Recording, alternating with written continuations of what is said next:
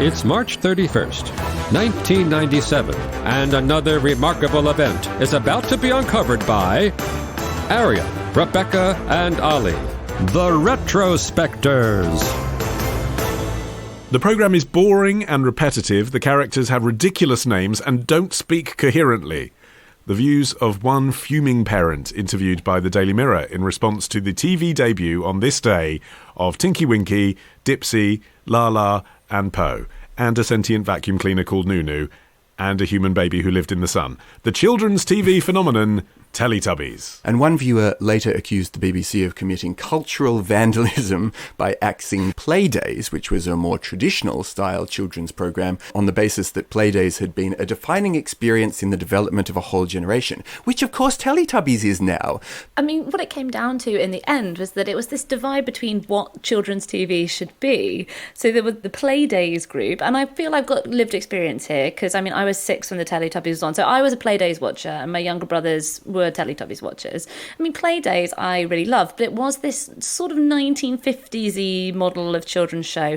It was very logical and structured and instructive. And Teletubbies wasn't taking the role of a teacher so much. It was almost like the Teletubbies were more like friends to toddlers. They had gibberish that was supposed to approximate the way that toddlers start to pick up language, and they acted in a way that toddlers could identify with, rather than being like, you know, holding mummy's hand and going to the shop and the shopkeeper teaches you about what coins are.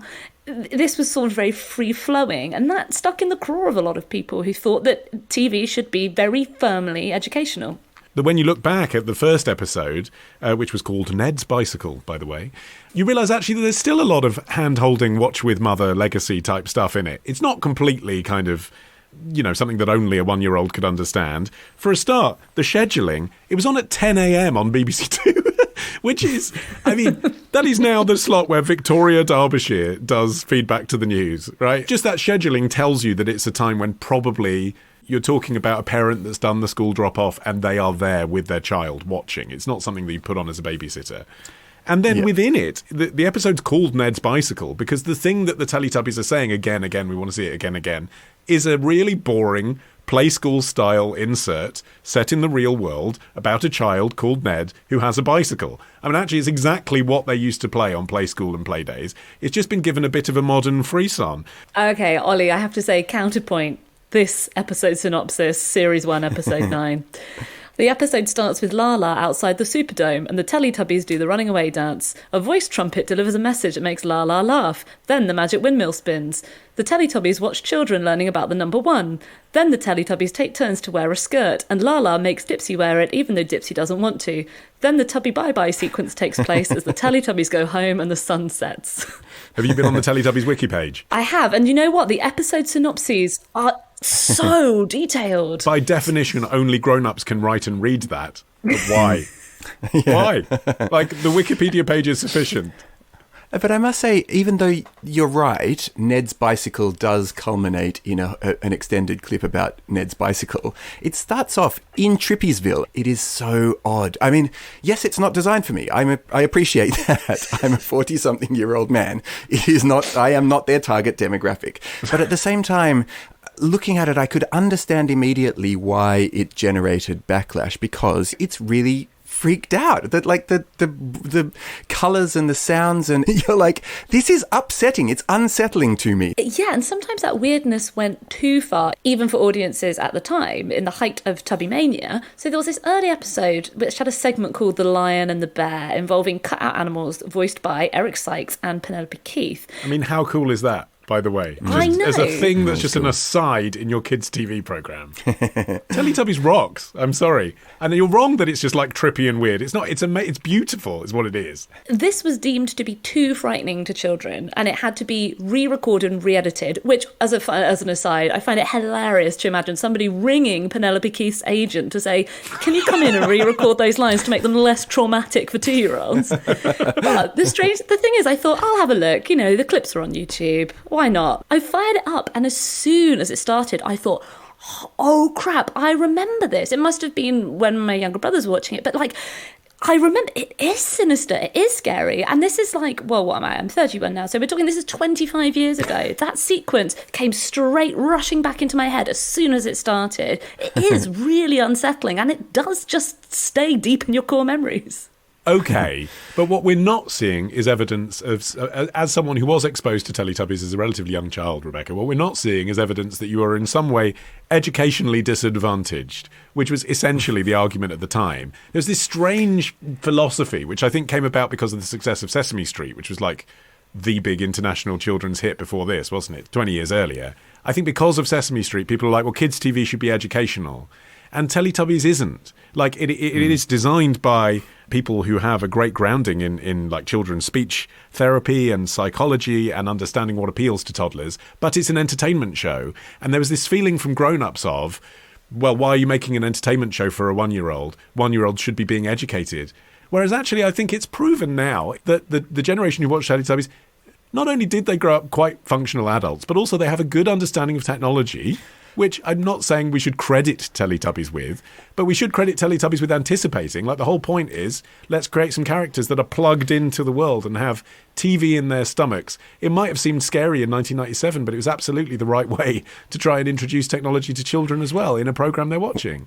By October, the program had 2 million viewers, which is astonishing for a kids' show. And about a month later, this was when the first tranche of merchandising started appearing in stores. And that really kicked off the next furore, which was that the media was able to speculate on the toy rage that was being generated by adults who weren't able to get their hands on the Teletubby soft toy of their choice in time for Christmas. And there were stories about adults being willing to pay £300 for a $10 toy. It was kind of like back to the Buzz Lightyear phenomenon that had happened earlier. But it was another moment where there was this like stick to bash Teletubbies with. But again, about what adults think. Adults are prepared to pay too much money for a crap toy.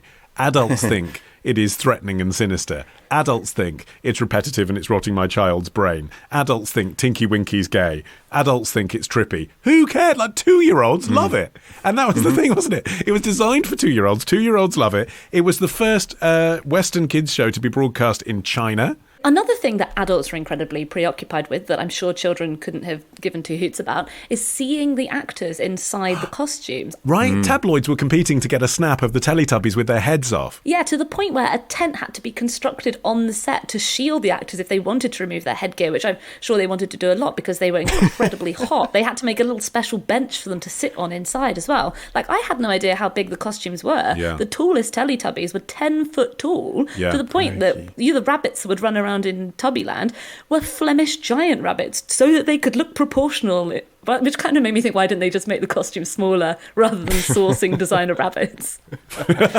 Well, there's a lot of technology in those costumes in 1997. I mean, obviously now they've found a way to do a lot with digital engineering in post-production. And in fact, I've been to see Teletubbies live, and the costumes of the Teletubbies live now are the size of, like, you know, a mid-size adult woman, a kind of 5 foot something, right, and therefore not terrifying to children.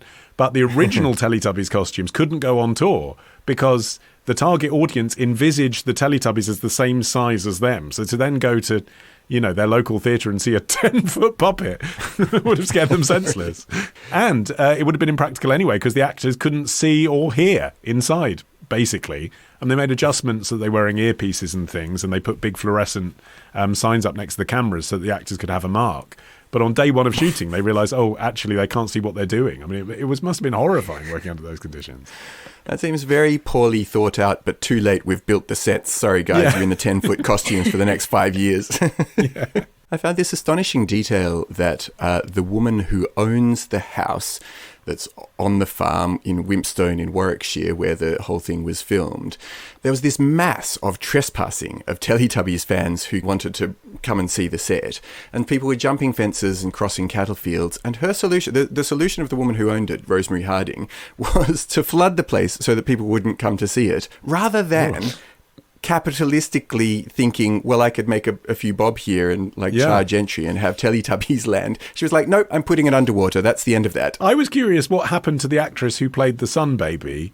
So I Googled that exact phrase, and I found an article from OK Magazine entitled, "Where is the actress who played the Sun Baby in Teletubbies now?" And it was published 21 hours ago. I mean, I had no idea this was such a hot System topic. works. Holy moly. It just shows you, like, it's something that stays with people. Anyway, studying dance education at Canterbury Christchurch University is the answer that a paid journalist bothered to put into print this week. So now I know. Tomorrow. You can go and touch this place. Literally, you still can, can't you? Despite the erosion. Go and touch the walls where this terrible thing happened. Love the show? Support the show. Patreon.com/retrospectors. Part of the Acast Creator Network.